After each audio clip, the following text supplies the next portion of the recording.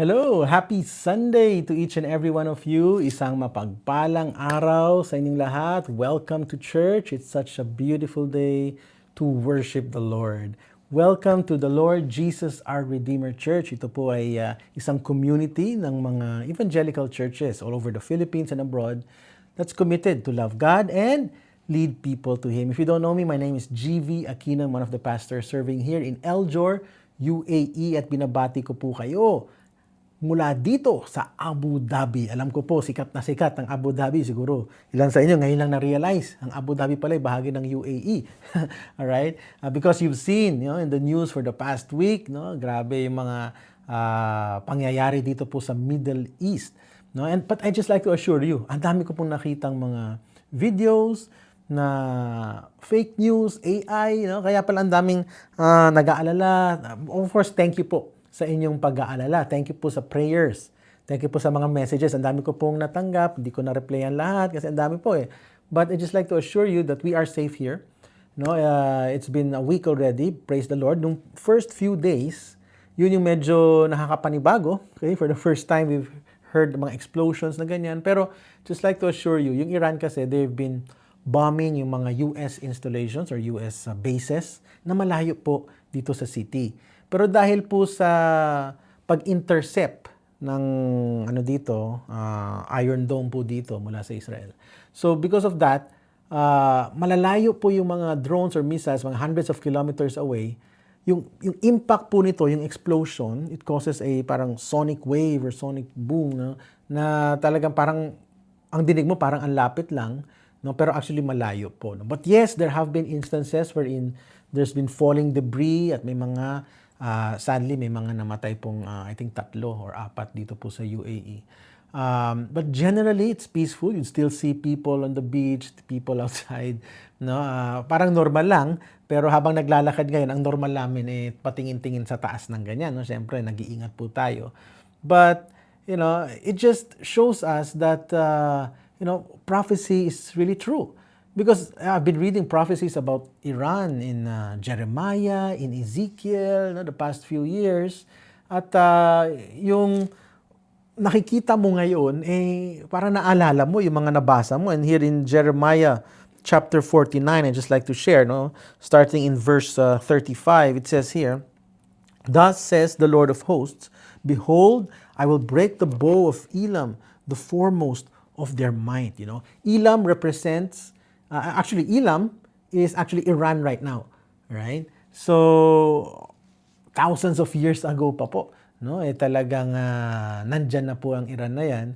And the prophecy here is that he will break the bow of Elam. The bow is like their leadership, yung pinagmamayabang nila, the foremost of their mind. We're the strongest of all. And if you read through the verses here, I'll bring against Elam the 4 winds from the 4 quarters of heaven. I'll shatter Elam before their foes. I'll bring disaster among them, and all these things na talaga makikita mo yung fury ng Diyos, yung galit niya dito. But, surprisingly, the end point is not their destruction or their annihilation. Kasi kung titingnan natin yung verse 39, sabi po dito, "But it shall come to pass in the latter days, I will bring back the captives of Elam, says the Lord."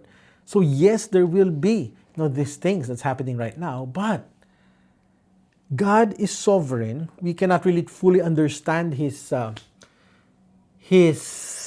ways, His strategies, but at the end, it's going to bring glory to Him. And that's what we are hopeful for. To see the ending po dito is that God will be glorified. Do you know that sa Iran pala, when the Ayatollah came into power and the regime changed in 1979, 500 lang po ang mga katulad po natin born-again Christians doon. But now, as of now, they're numbering to the millions. And sa buong mundo, Iran has the fastest growing number of Christians. And this has been verified by mga reputable na mga mission houses or mission organizations po. And let's just pray that as God has been working in that land during the time of oppression, na talagang persecution, talagang magkaroon ng revival po ngayon. Kasi yun ang prophecy. That, because Iranians have been scattered all over the world. But God is promising that He'll bring back the captives of Elam, formerly Persia.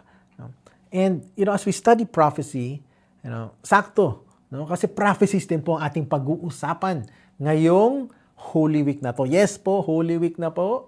Alright, the next 5 weeks, first week of April ay Holy Week. So, for the next 5 weeks ng ating bagong series na Prophecies of Hope, ayan, we will be looking at ancient prophecies of Isaiah. Okay, ilan ba sa atin dito nakabasa na po ng Isaiah? Okay, these are prophecies given by God, hindi to prophecy ni Isaiah lang, pero ito'y salita ng Diyos through Isaiah. And the main message of Isaiah is that may ipapadalang Messiah or Savior para po sa mga anak ng Diyos. And you know what? What's interesting is that this book of Isaiah was actually written during a stormy period in Israel's history. Masalimuot po ang estado o yung kalagayan ng Israel at this time. In fact, nag-divide na po ang kingdom, di ba? Kingdom of Israel, at nandito po sila Isaiah sa Judah. Okay, so it's a divided kingdom. Tapos, this was the time pa na may threat mula sa Assyrians. Talagang nandyan na. Susugod na po yung mga Assyrians. They're gonna be captured. They're gonna be, and then, hindi lang yon, may mga surrounding nations pa na nagte-threat sa kanila. Di ba? Parang ngayon, no? Parang ngayon na nangyayari sa Israel. Ganun po, no? Threat from all over. Tapos, isa pa, yung mga hari po nila, because Isaiah served through 4 or 5 kings. Karamihan sa kanila ay mga wicked. Hindi naman po lahat, pero karamihan ay wicked. Lalo na sa Israel, mga wicked kings po yan. No? Yung mga talagang tumalikod sa Diyos. They've been rebellious. Ibang-iba po, kina David, kina Solomon. Pero ito, they've been practicing pagan practices. Basta sa mata ng Diyos, evil na po ang kanyang mga anak. And ito yung panahon na nag-prophesy. Okay, si Isaiah. No? And what's the prophecy? What's the pinaka-message ng Diyos? Bakit nag-prophesy si Isaiah? He's saying, I have a plan for you. No? Na sinasabi ng Diyos, itong pag-send ng Messiah, yung pagligtas sa inyo, this was actually well planned by God. It's not an afterthought. No? Na parang naisip lang ni God, ano kaya, mag-send ako ng Savior? Hindi po.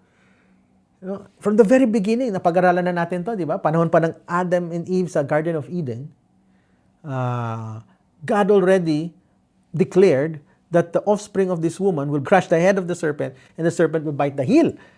So, God planned something because He wants to assure His children na you are not an afterthought, that you actually have worth, you have value. Okay? Because hindi ka magpaplano para sa anak mo. Hindi ka magpaplano ng college funds niyan, everything, kung sa tingin mo hindi siya valuable, tama ba? Pero dahil may value itong anak mo, di ba? You regard them with worth and dignity, papagplanuhan mo po siya. Di ba? Ganun din po ang ating Diyos. No? Just to give you a background, Isaiah was a great biblical prophet. Tinatawag po siyang major prophet. Pero hindi po ibig sabihin yung ibang propeta ay mababa sa kanya. Hindi po. Tinawag na major kasi malawak ang kanyang prophecy. Sabihin mahaba. Or the scrolls or the book is significantly mas malaki kaysa sa mga minor prophets. Yung mga major prophets po sila Ezekiel, sila Jeremiah, Isaiah, and as I said a while ago, he served under 4 or 5 kings, sabi ng iba, sila Jotham, Ahaz, Hezekiah, Uzziah, yung iba sa kanila ay talagang salbahe. Si King Uzziah, mabait nung una pero naging prideful siya. Si pinakamatindi si Ahaz, talagang Ahaz po, no? Si King Ahaz, pati anak niya, child sacrifice, no? Can you imagine that? Your own child, you would offer it sa fire? Buhay yung anak mo, magsusunog doon. No? Ganun po kagrabe, ganun ka-evil ang nangyari po sa mga anak ng Diyos. No? And primarily, the reason why God wanted to give this prophecy is because He wants to call His children to repentance. Kasi mahal ng Diyos ang anak niya eh. No? Maybe God is calling you right now. Kapatid, ikaw ba yan? Calling you to repentance. Anak, I love you. Please come back to me. No? God is a God of second chances. God is so loving, mga kapatid. Yun yung gusto kong i-emphasize. Pero gusto ko rin i-emphasize.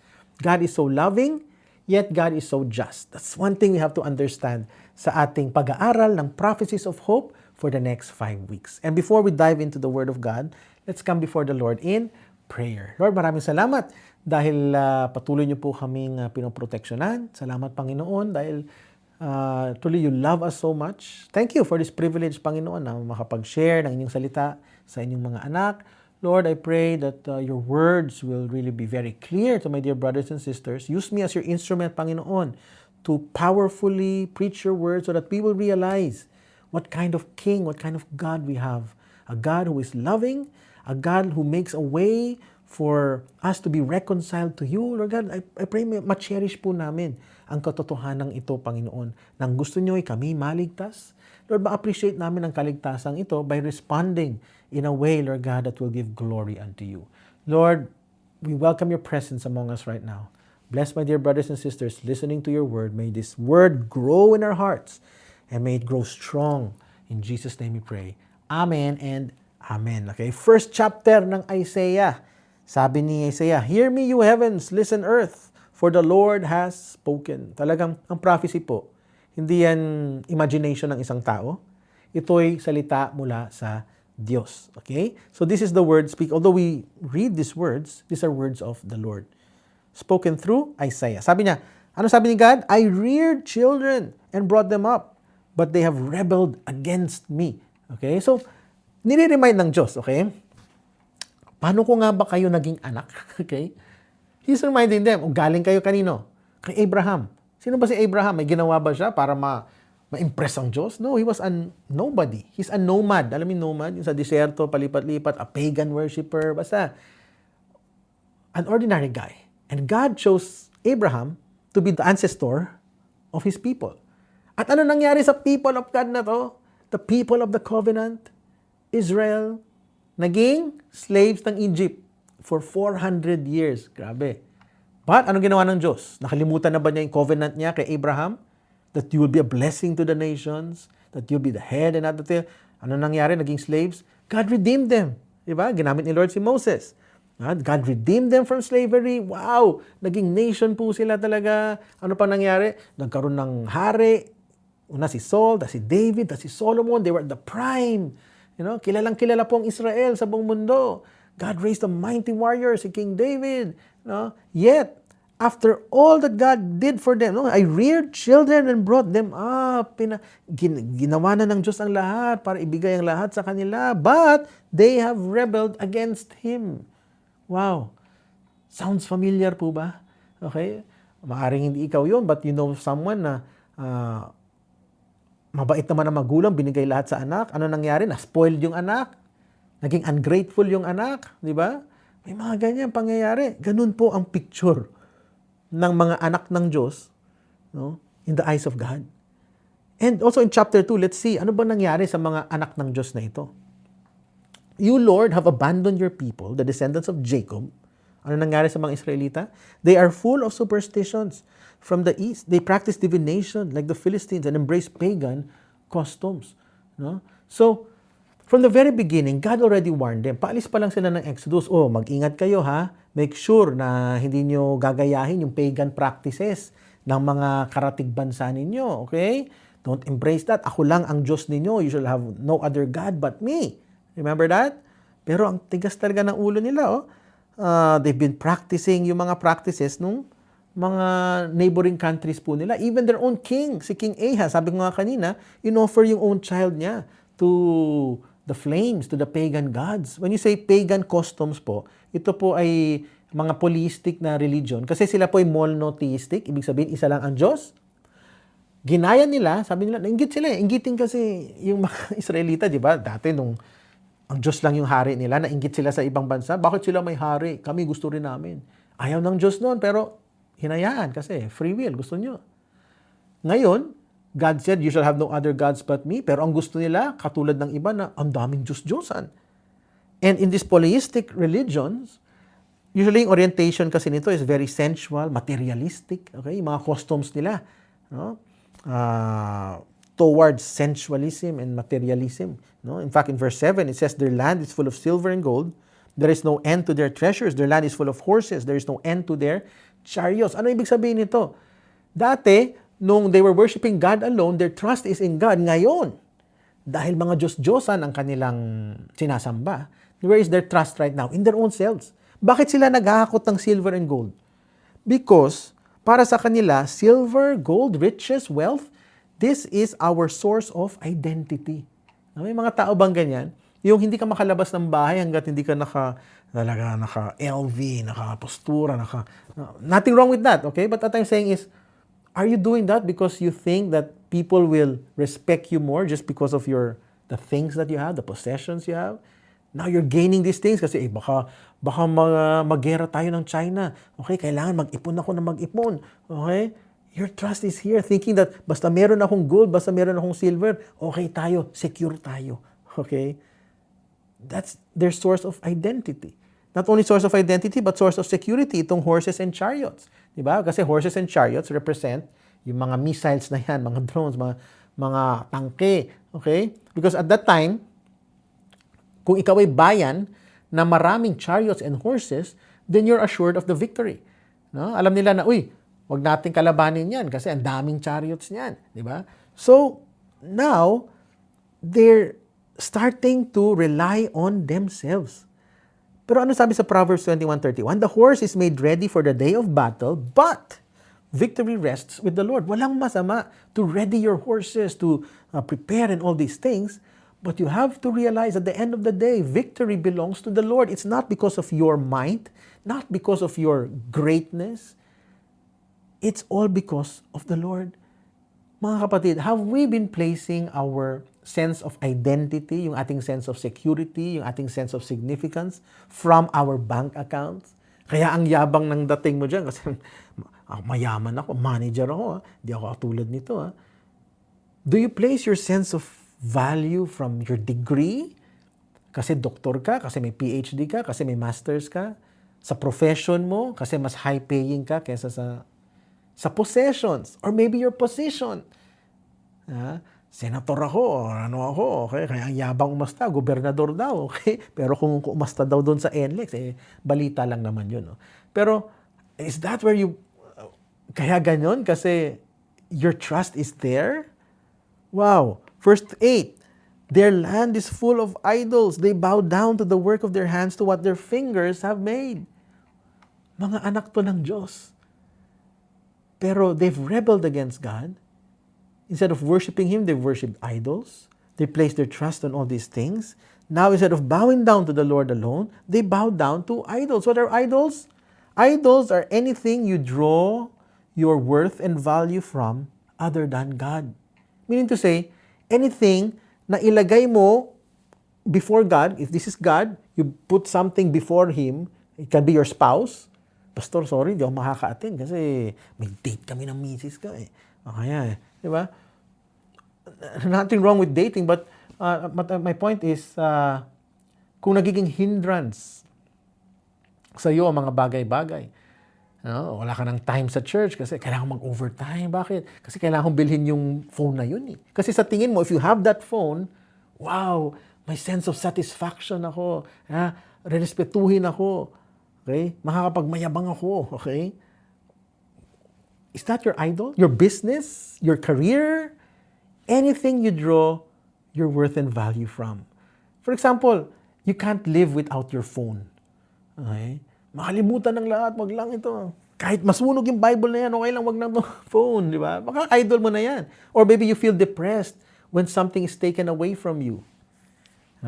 That can be a person, that can be a job, na pag natanggal sa'yo, hindi ka na makausap, hindi ka na parang end of the world na for you. That is your idol. Magpo-post ka sa social media. 2 oras na, wala pang nagla-like. Isa lang, sad pa, di ba? Ano ka, you become so, talagang aligaga, you're so depressed, then that's your idol. There was a story of a man na kick out sa country club kasi hindi na siya nakabayad ng annual dues kasi bumagsak yun, na-bankrupt na po siya. No? He wasn't able to maintain his high status in society, dating bilyonaryo, naging milyonaryo na lang. He was so ashamed that he killed himself. Ilan po ba sa atin dito, pag milyonaryo ka, magpapakamatay ka? Okay? Pero siya ganun eh. No? Kasi idol niya po yun. There are people, kilalang-kilala natin, mga politicians sa Pilipinas, who are willing to have someone killed just to maintain their power. Bakit nga nagkakapatayan tuwing eleksyon? Kasi sa kanila, importante yung kapangyarihan. Maski mamatay na yung tao na yan, maski pumatay ako, okay lang. Maging manalo lang ako. Then that's your idol. These people, as you look at this picture, maaring hindi na tayo nag-worship sa mga idols na ito, maaring wala ka ng mga images na ganyan, but you are worshiping money. You're worshiping power. You're worshiping fame. No? Sana ba yung trust mo, kapatid? And God has been rebuking His children. Okay? Yun yung, kumbaga, unang pasok ni Lord dito sa Isaiah, sa prophecy, no? Na pinapakita sa kanila, ano bang estado ninyo? Okay? Sa mga nangyayaring kaguluhan sa buhay ninyo, bakit ako yung sinisisi ninyo? Ito yung pangyayari sa buhay ninyo. This is what you chose. No? And, God is so patient with them. Buti na lang hindi ako Diyos. Kung ako Diyos, talagang ni-wipe out ko na silang lahat. But God has been patient with them for so long, and God has a covenant with them. So, this is God's way of restoring hope to them na, I have a plan for you. Kahit ganyan kayo, may gagawin ako. Anong gagawin niya? Magpapadala siya ng wicked king. Yung king of Assyria. Siya yung magiging parang palakol, axe, to inflict judgment on them. Okay? Kaya sabi sa Isaiah 6, and though a tenth remain in it, it will be burned again. Yan. Like a terebinth or an oak, whose stump remains when it is felled. The holy seed is its stump. Okay? It will be burned again. Ilan ba dito mga burn again? Okay? Hindi ganun, ha? Burn again. Ibig sabihin, gagamitin tong Assyria na to, na parang puno, it will be cut. And what will remain? A stump. Ano po yung stump? Stump is something like this. Hindi ko na-research anong Tagalog nito, pero nagpakita na ako ng picture, okay, para ma-imagine nyo that it's something, it was a former tree, now it's dead, it's lifeless. Now, bakit pa i-allow ni Lord to? Akala ko ba mapagmahal siya? Akala ko ba He's the God who covenanted that they will be a blessing? You see, yes, God is just. So, let us be careful mga kapatid. Baka masyadong na-emphasize natin yung grasya ng Lord. And lately, I've been hearing preachings, actually years now, mga hyper grace na tinatawag, wherein masyadong in-emphasize yung love and mercy ni God. Yes, that's good. He is loving, He's merciful. Pero to the point na sinasabi na sa kanila, you can do whatever you want because God's grace is higher, it's greater than your sin. To the point of being licentious. Alam mo yung licentious? Ang licentious po, you have the license to abuse God's grace. You can do anything you want because at the end of the day, God will forgive you because you are His child. But ano sabi ni Paul? No way, you cannot mock God.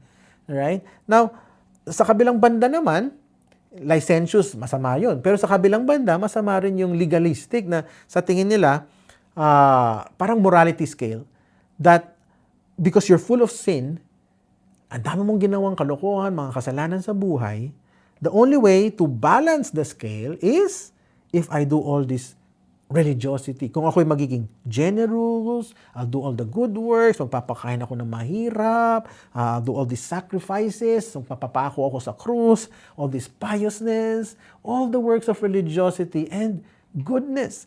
Now, definitely, you have to understand, you cannot erase yung mga kasalanan mo through your good works. Okay? So, it's not a solution to do good works para ma-appease ang God na para, ay, Lord, patawarin mo na ako, ang dami ko nang ginawa. No. God is just. That sin has to be punished. And because these people, have been rebellious against God and God loves them so much, these people have to be, they have to undergo yung justice ng Lord, yung wrath of God towards sin. Kaya nasa stamp po sila. Okay? Nakuha po ba natin? Kaya ang tanong sa buhay mo, kapatid, may pinagdadaanan ka bang stamp sa buhay mo ngayon? Yun, no? Na, ano yung stamp? Yung, dahil sa kasalanan mo, dahil sa iyong consequence, kalokohan mo, naghiwalay tuloy kayo mag-asawa. And now you're in a stamp. You don't know how to fix things. You feel hopeless and helpless.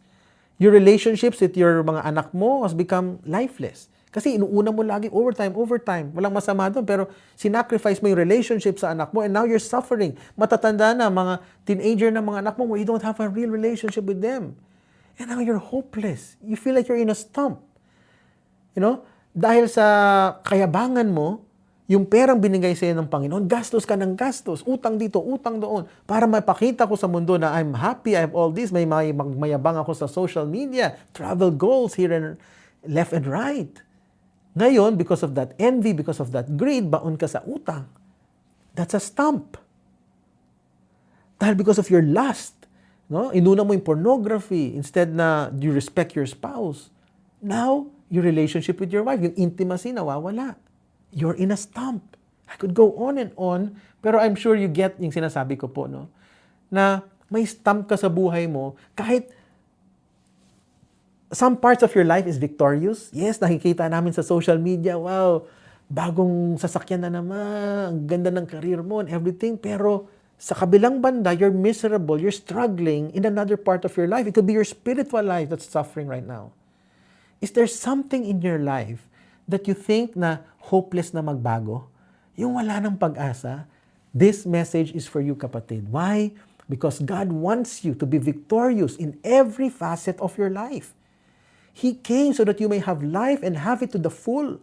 Hindi sinabing sa spiritual life lang to pero sa finances, baon ka. Hindi. Sa lahat ng larangan ng buhay mo, God wants you to experience that eternal life that He has bestowed upon us. When you say eternal life, hindi lang buhay pag namatay tayo.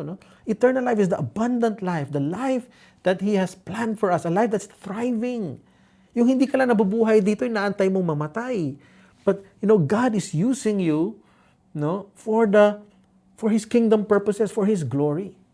Right? Do you want that? No?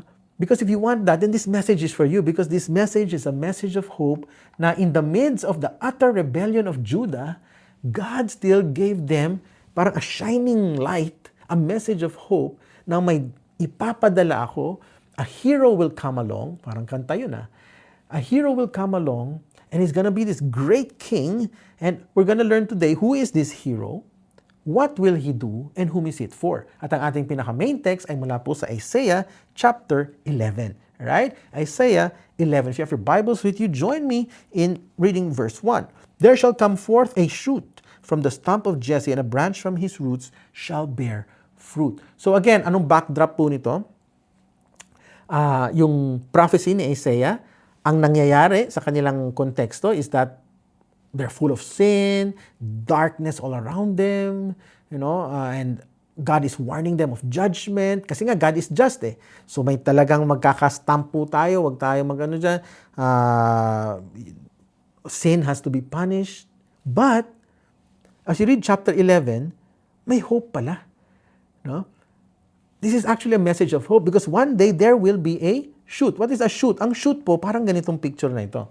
Okay? Kita niyo po yung stump? Merong isang, it's like a tiny, seemingly parang insignificant, tender twig that will grow.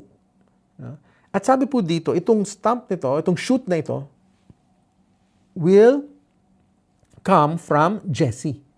At sino po itong si Jesse? Si Jesse po ay ang tatay ni King David. So it points to a humble origin. Bakit po? Hindi ba hari si David? Pero at this time kasi, yung house of Jesse, yung pamilya ni Jesse, it's going to be insignificant. Sabi nga ng panahon ni David, ni King David, makikita natin sa 1 Samuel chapter 18, sabi po dito, and David said to Saul, who am I and who are my relatives, my father's clan in Israel, that I should be son-in-law to the king? Does it seem to you a little thing to become the king's son-in-law, since I am a poor man and have no reputation?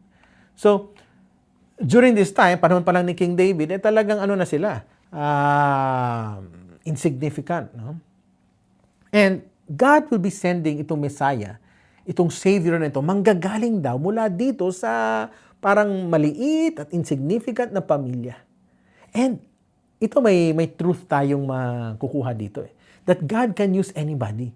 Tingin mo ba, hindi ka kasing galing nila ganito, ni ganyan, kasi pinag-aralan mo lang, mababa lang, o kaya economically, hindi ka ganun kaangat, or sa tingin mo, dami mong ginawang kasalanan in the past, God can use anyone to accomplish His purpose. So if you feel insignificant right now, please understand that God can and He will use you for His purpose, regardless of your status. Kaya nga po naging totoo yan. Dito kung makikita po natin sa Matthew chapter 1, yung genealogy ni Jesus Christ. Okay? Mula po kay Abraham, right? Talagang insignificant po sila, pero nung dumating na dito kina David, syempre naging hari na po. So royal family na po sila, no? Solomon, Rehoboam, etc., etc. Pero pagdating dito, dahil sa wickedness ng iba dyan, dito sa panahon ni Jeconiah, okay, na capture po sila, na-excel po sila doon sa Babylon. Pero after that, nabalik naman po sila, pero hindi na po sila ganun ka-significant. Okay? Hanggang dito na po kay Joseph at kay Mary na naging mga magulang ni Jesus. So, ideally po, hindi mo inaasahan na the King of Kings, the Son of God, the Son of the Living God, will be coming through a family na walang pedigree. Ang inaasahan mong Messiah from the royal line of King David, nakaputing kabayo, mayaman, talagang wow, parang haring-hari ang dating. But, when Jesus was born, He was born into a insignificant shoot, a weak shoot, which actually is fulfillment of prophecy. Pero kahit nanggaling sa ganun, ano yung mangyayari po? Ayon sa Isaiah chapter 9 naman, the people who walked in darkness have seen a great light, and those who dwelt in a land of deep darkness, on them a light has shone. Na itong darating na Messiah na ito, in the midst of darkness, at yun nga yung pangyayari, when Jesus was born, they were under Roman rule, oppressed na po yung mga Israelita at that time, remember? And that's when a light shone. No? When Jesus was born, that's when hope came. So who is this hero na binabanggit po ni Isaiah? Wala pong iba kundi si Jesus. So yes, balik tayo sa sinabi natin kanina, God is just. Kailangan talaga, because God is just, kailangan may magbayad ng kasalanan. Kasi God is so, nagpupuyos yung galit niya sa kasalanan. And you have to satisfy the wrath of God.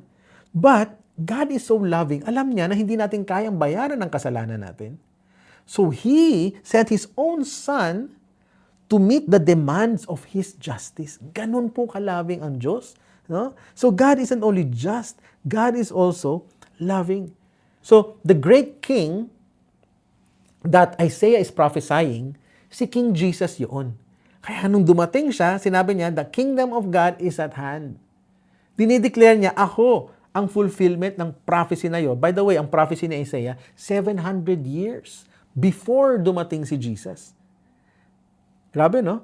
700 years before. Tapos na-fulfilled through Jesus. Let's go to verse 2. And the Spirit of the Lord shall rest upon Him, the Spirit of wisdom and understanding, the Spirit of counsel and mind, the Spirit of knowledge and the fear of the Lord. So, ipinakita dito kung anong klaseng king ang darating 700 years from now. No? So, anong klaseng king? Ayon dito, sa binasa natin, perfect. Diba? He's the perfect leader. Kung meron lang sanang ganun leader sa Pilipinas, no? Full of wisdom, full of understanding, full of counsel and mind, knowledge, and ito yung matindi, fear of the Lord. Okay? So, for the listeners po ni Isaiah, at that time na nag-prophesy po siya, alam nila na kabaliktaran ito ng kanilang kasalukuyang hari na si King Ahaz. No? Si Ahaz. No? So, para nagbigay sa kanila ng hope, may hope pala na yung darating na king natin sa susunod, hindi kasing samaan ito. In fact, perfect. No? At sa sobrang perfect, sabi sa verse 3, His delight shall be in the fear of the Lord. Ano nagpapasaya sa great king natin na ito? Ano yung delight niya? Fear of the Lord. Tapos, He shall not judge by what His eyes see or decide disputes by what His ears hear. So, when you say fear of the Lord, ang delight niya daw sa fear of the Lord. Hindi yung takot na, natatakot ako sa iyo. Ganun. Fear of the Lord means you respond to Him in awe, trust, obedience, and worship. So, hindi po ito yung negative na fear, no? But, when you say, kasi ganito, when you say you have the fear of God, hindi ka takot na lumapit sa Kanya, pero dahil nga sa sobrang, nagbabasa ka ng Word of God, you get to know Him more. The more you get to know the Lord, dahil ang delight mo sa Word of God, you realize how insignificant you are and that God is so great. No? Na-realize mo, wow, He's the creator of heaven and earth. Lahat ng ito, He's so powerful, walang imposible sa Kanya, and yet He loves me? Wow, I'm in awe of you, Lord. And because of that, you learn to trust Him. Now you learn that ang tiwala ko pala, hindi dapat sa aking mga kayamanan, kundi dito sa Diyos. Full trust in the Lord. Yan yung fear of God. To have the fear of God means, because you know Him now, that He's worthy of your obedience, you will follow Him. His command, even if it is hard. No? Kahit may sinabi siyang masama sa'yo at hindi pa siya nagsosorry, dahil sinabi ni Lord, forgive, because I have the fear of the Lord, I will do it. Gagawin ko ito kahit mahirap, because I have the fear of the Lord. If you don't fear God, why will I do it? No? But because you have the fear of the Lord, you will respond to Him in worship. Ibig sabihin yung passion mo, talagang maka-Diyos talaga para sa Kanya. Your whole being is for the Lord. And let's continue. Delight shall be in the fear of the Lord. Naintindihan natin yung fear of the Lord. Tapos sabi dito, He shall not judge by what His eyes see. No? Unlike sa atin po ngayon na talagang ang mga tao, binabase natin sa itsura ang pagja-judge. No? Nakalungkot sa Pilipinas, no? Pag mayaman, kapag may posisyon, hindi agad-agad nakukulong. Ba't ganun, no? Pero kapag mahirap, nagnakaw lang ng itlog mula sa sari-sari store, kulong agad. Diba? Kasi we judge based on appearance. Ay, mayaman to, imposibleng maging magnanakaw yan. Wag na yan, di ba? Nakakalungkot, no? Let's continue na nga. Verse 7, okay, sabi po dito, But the Lord said to Samuel, Do not consider his appearance or his height, for I have rejected him. The Lord does not look at the things people look at. People look at the outward appearance, but the Lord looks at the heart. Kasi ganun po yung kings of this world. They look at the outward appearance. Pero itong perfect leader, yung great king na ito na si Jesus, He doesn't look at the outward. He looks at the heart. No? Unlike yung society natin ngayon na, alam mo, pati Christian, sobrang todo effort para magmukhang Christian, but they ignore the condition of their heart. No? Yung mas concerned ka na pag punta mo ng church, todo OOTD ka, nakapang church attire ka, pero galit ka pa rin pala sa nanay mo. Okay? Nandyan pa rin yung unforgiveness, hindi ka pa nagre-repent. Kapatid, kahit magmukha kang Christian dyan, pa iyak-iyak during worship, it doesn't matter if the condition of your heart is far away from God. So, paano mo malalaman kung ano yung nasa puso mo? How do you check your heart? Ano sabi sa Bible? From the abundance of the heart, the mouth speaks. So, kung ang laging lumalabas dyan sa bibig niya, yung galit niya tungkol sa ibang tao, ibig sabihin may unforgiveness pa yan. Kung ang laging lumalabas sa kanyang bibig ay chismis tungkol sa ibang tao, okay, baka may envy yan sa puso. No? So, ingat po tayo. Let's continue with chapter 11, verse 4. With righteousness he shall judge the poor and decide with equity for the meek of the earth. And he shall strike the earth with the rod of his mouth, and with the breath of his lips he shall kill the wicked. So itong darating na king na ito, talagang may righteousness siya, may justice with equity, no, for the meek of the earth. So nabibigyang hustisya po yung mga mahihirap. At sa verse 5, righteousness shall be the belt of his waist, and faithfulness the belt of his loins. No? So, ibig sabihin, ano daw magkakarakterize ng kanyang reign? Itong parating na hari, kakaiba siya. Kasi, yung righteousness and faithfulness, magiging parang belt. Ibig sabihin, magiging integral part ng clothing niya. Okay? Yung kanyang paghahari will be, kumbaga, integral part, kasi belt eh. The integral part would be righteousness and faithfulness. In other words, ang lifestyle nitong king na ito is righteousness and faithfulness. So in the midst of the stump, meaning to say, yung parang lifeless scenario sa Judah, there will be a coming hero. At sino tong hero na ito? Si Jesus. At anong gagawin niya? He will bring peace. Do you know that? The outcome of his leadership, dahil nga, characterized by righteousness and faithfulness. Kung ang hari ba naman, kung ang leader ng bayan or ng bansa, ay righteous, tapos faithful pa sa Diyos, abay magkakaroon ng kapayapaan. Diba? Kaya nga sabi sa verse 6, anong prophecy? The wolf shall dwell with the lamb, and the leopard shall lie down with the young goat, and the calf and the lion, and the fattened calf together, and a little child shall lead them. No? Parang kakaiba, no? Honestly, ito yung isa sa pinaka-weird na verse na nabasa ko sa Bible. Parang imposible. No? Nakakita na ba kayo ng lamb na nakikipaglaro sa wolf? No? Kung babies, posible pa. No? Pero yung talagang wolf talaga, tsaka yung leopard lying down with the goat. Tapos ito pa, yung calf and the lion. Yung lion talagang, ang katabi pa niya, fattened calf. No? Hindi lang calf, fattened calf pa. Parang sinabing katakam-takam na calf. No? Meaning to say, this speaks of former enemies living harmoniously. No? Ngayon, I just like us to understand, Isaiah 11:6 can be taken literally. Yes, mangyayari po ito someday dun sa new heaven and new earth. Talagang babalik ulit sa state of Eden. Nung Garden of Eden, yung wala pang kasalanan, saka lang naman kasi naging carnivorous yung mga animals nung pumasok yung kasalanan. Pero babalik ang panahon na kung saan maglalaro. Okay? Yung prophecy po dito. No? But, this doesn't speak only of the future, the new heaven and new earth, but this can also speak of the now, wherein former enemies can coexist harmoniously, especially if Jesus reigns in your life. Kaya kung ang Diyos, si Jesus po nagre-reign dyan sa church natin dyan sa Pilipinas, nako, you can be assured na maski magkaaway in the past, posibleng maging harmonious ulit. There will be unity. Amen? Do you like that? Because for peace to truly reign, because God grants peace. But for peace to truly reign, para masabi mong payapa ang isang bayan o isang lugar, kailangan ng dalawang essential na bagay. Number one is unity. And, as a pastor, nakita ko po firsthand kung paano, by the grace of Jesus, nagkaroon ng restoration of relationships nung nakakilala sa Panginoon. May mga members po kami dito na dahil sa Panginoon, dahil sa grasya niya, bumalik sa kanilang asawa. So, nagkaroon ng restoration of marriages, yung dating magkaaway, in-invite sa church, nagkaayusan, di ba? Because when God's love reigns in your life, it will be possible to overlook offenses. Di ba? Perfect love, overlook sin. Di ba? Hindi mo ibabalik yung mga nakaraan. Kasi kung tunay yung pag-ibig ng Diyos ang naghahari, talagang maski may ginawa siyang kalokohan before, you are willing now to forgive. Verse 7 says, the cow and the bear shall graze, their young shall lie down together, and the lion shall eat straw like the ox. So again, this describes that the curse will be lifted, na ang nature ay mababago. Kasi ang nature ng bear, makikipag-away yan sa cow, di ba? But in the kingdom of God, even your appetites will be changed. Dati, ang gustong-gusto mo, manood ng porn. Dati, ang gustong-gusto mo, ng wealth, earn ng wealth, mag-build ng career, ito yung passion mo sa buhay. If you notice, all about me.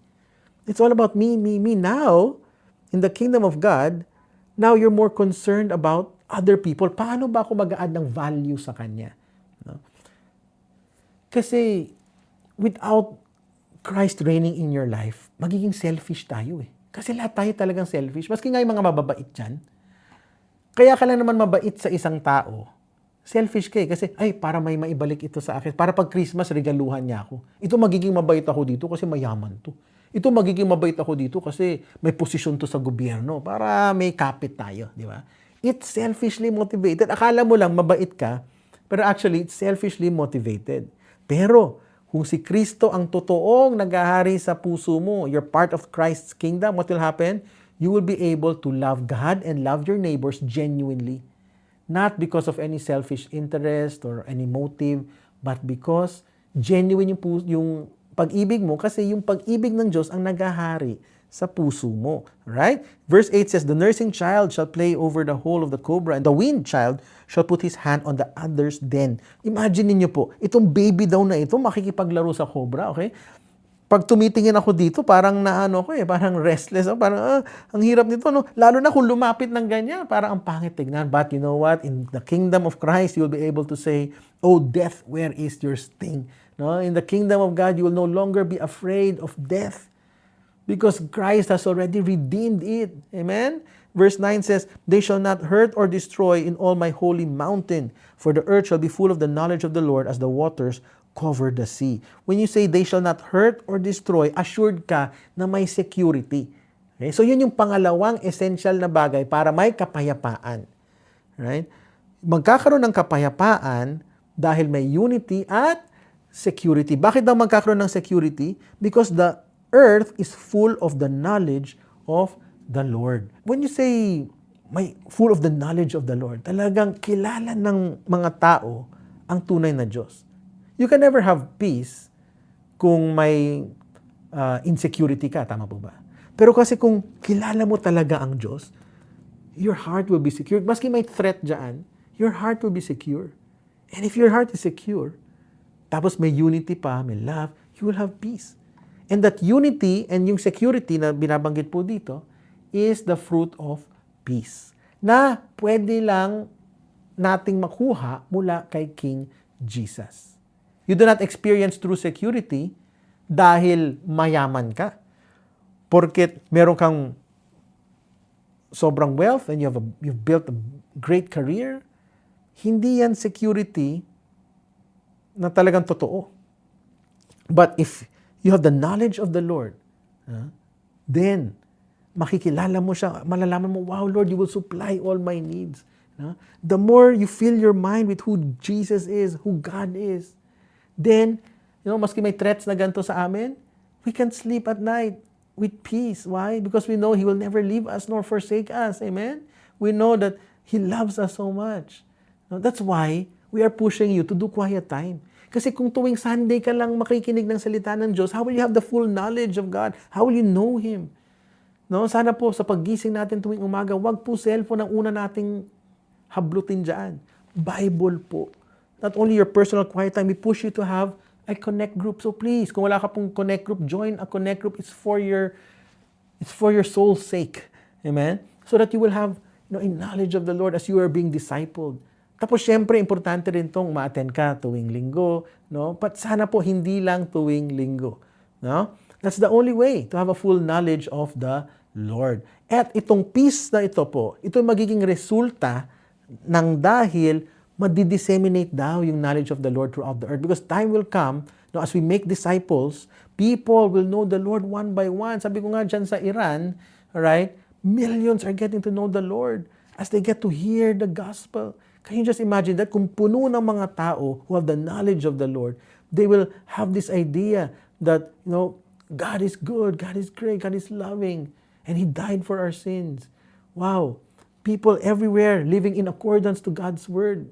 Can you just imagine that? Yung isang bayan, dahil lahat sila may knowledge of the Lord, ino-obey yung Bible, walang magnanakaw, walang inggitan, tinutulungan yung mga mahihirap, pinapakain yung mga walang makain. Wow! There will be true peace.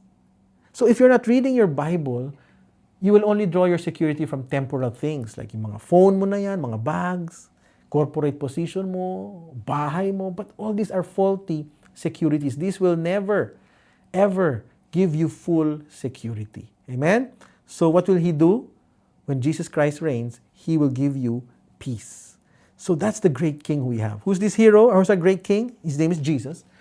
What will He do? He'll give us peace. And lastly, whom is it for? Sabi sa verse 10, in that day, the root of Jesse will stand as a banner for the peoples. The nations will rally to Him, and His resting place will be glorious. Ano itong banner na to? Parang yung picture na to. Okay? Yung mga battles kasi dati, hindi katulad ngayon na puro drone lang. Dati kasi pag umatake yung mga sundalo na yan, may tagahawak po ng standard. Kaya ang tawag doon standard bearer, okay? Or flag bearer. Pag tinaas po yan, ang intention yan is to rally the people around him. And say, let's go! Advance tayo! Okay? Victory is ours! So, this, mga kapatid, every time they look at that banner, nabubuhayan ng loob. Nagkakaroon ng kapayapaan, na everything will be okay. So, ganun po itong King Jesus na ito, na root of Jesse, He will stand as a banner for the peoples. Now, when you say peoples po, usually, pag sinabing people sa Old Testament, this refers to the Gentiles. Kasi po, yung mga Israelita nung araw, ang pananaw po nila is that the Messiah was only for them. Na sila lang yung ililigtas kasi sila yung chosen people. But God, from the very beginning, lagi ang message ni God, nations will be blessed through you. Nations, peoples. Talagang intention ng Diyos is to save the whole mankind. Pero hindi ito na-gets ng mga Israelita eh. Akala nila sila lang. Okay? But here, God is saying that this is for the peoples, the nations, no? Meaning to say, the Gentiles. Tayo po yun, no? In fact, in John 3:16, for God so loved the world, it means God really loved the world. Hindi sinabing, for God loved the Jews, no?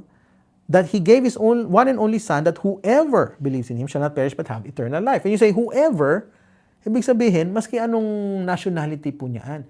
The salvation of God is available for each and every one. So we have to understand that yung salvation ni God ay dahil sa Kanya lamang. Wala po tayong participation at all. That's the difference of our belief, our faith, from other religions of this world. Ang mga reliyon po sa mundong ito, they're teaching you na to achieve salvation, you have to do this, you have to do that. Yes, trust in Jesus Christ, but plus, may plus yun plus good works, plus sacraments, plus, ang daming plus pa. Sinong Savior mo? Ikaw. Even for those who believe na nawawala yung salvation, at the end, ang thinking nila, sila pa rin ang magsisave sa kanilang sarili. Maski daw may ginawa si Kristo na ultimate sacrifice, kailangan mo itong dagdagan ng good works. But that's not what the Bible teaches us. In fact, it's God who initiated and it's God who started and He will finish the salvation that He began in you. In chapter 11 alone of Isaiah, binilang ko po yung word na I will 37 times. So it's God who initiated and did everything in His desire to have you as part of His kingdom. So it's never about us, kapatid. It's God's own doing to send a Savior. Not because you deserve it, hindi dahil ang bait-bait mo. No. While we were still sinners, Christ died for us. You haven't done anything to earn it. In fact, we are all sinful. Lahat po tayo. Okay? Hindi mo pa pwedeng sabihin, ay, at least hindi ako kasing sama ni Hitler o ni ano. In the eyes of God, the wages of sin, hindi sinabing sins, the wages of sin is death. God is so perfect, He's so just, He's so righteous, that even a single sin, like just lust in your eyes or just evil thoughts, you deserve death. Ganun ka grabe ang perfection ni Lord. We are all sinful. And because nagpupuyos ang galit niya sa kasalanan, kailangan maparusahan ang makasalanan. So what drove Him to send His one and only Son? Because as I said, God is loving. He is so patient, the Bible says, not wanting anyone to perish. Mean to say, ayaw niya na pumunta tayong impyerno eh. No? Marami nagsasabi, ba't hindi pa dumarating ang Diyos? Eh kung dumating kaya ang Diyos 50 years ago, ilan dito ligtas? Baka iba, hindi pa pinapanganak, no? Or baka, sabi natin 5 years ago, eh baka iba sa atin, hindi pa nakakilala kay Lord. But He is patient. The fact that you're here right now, God loves you. It's an assurance, mga kapatid, that God loves you. Okay? And as we end, okay? Dahil wala po tayong oras, okay? Chapter 12, okay? Just 2 verses in chapter 12. Sabi dito, you will say, I will give thanks to you, O Lord, for though you were angry with me, your anger turned away that you might comfort me. Wow. Okay? It's really God who did everything. What will happen? Ang ating response? Gratitude. Behold, God is my salvation. I will trust and will not be afraid. For the Lord God is my strength and my song, and He has become my salvation. Alam mo kapatid, when you embrace this King Jesus in your life, when you love Him, when you worship Him, when you give your life to Him, you will be able to respond in trust. You'll be able to say, I will trust you, Lord, and I will not be afraid. You know, for us here in the Middle East right now, it's really, I admit, it's nerve-wracking.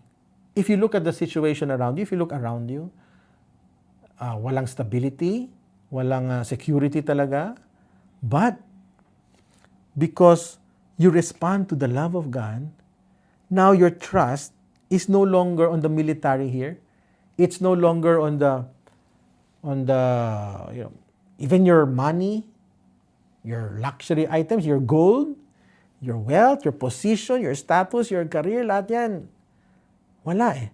But now your trust is on God.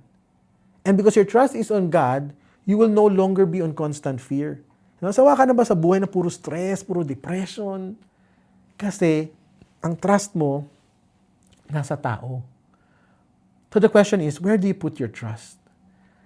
And take note gusto ko ulitin, yung prophecy na ito, ibinigay ng Diyos to Judah or to Isaiah in the midst of utter disobedience ng kanyang mga anak. In the midst of darkness sa Judah. In the midst of a stump. So kapatid, ikaw ba may pinagdadaan ng stump ngayon? So don't lose hope. Kasi sila, they were in a stump also. But God gave them hope. So where can we find hope? In the Lord.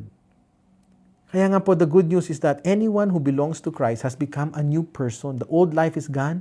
The new life has begun. So, kahit, ang saklap ng old life po natin, patay na yun eh. At sa patay na yun, okay, from that stump, a new hope will rise. A new life will come out if you belong to Christ. If Christ is your King. So, ngayon papasok po tayo ng Holy Week. And we are going to reflect on the passion of Christ. On what He did on that cross. At sana po hindi ito maging parang ritual lang na ginagawa natin, yung pag-alala ng kanyang kamatayan, but let us focus on the significance of His death. He died so that you will have new life, new hope.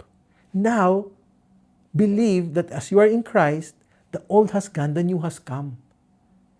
Maaaring nasa stump ka pa ngayon, but it will grow. Believe that.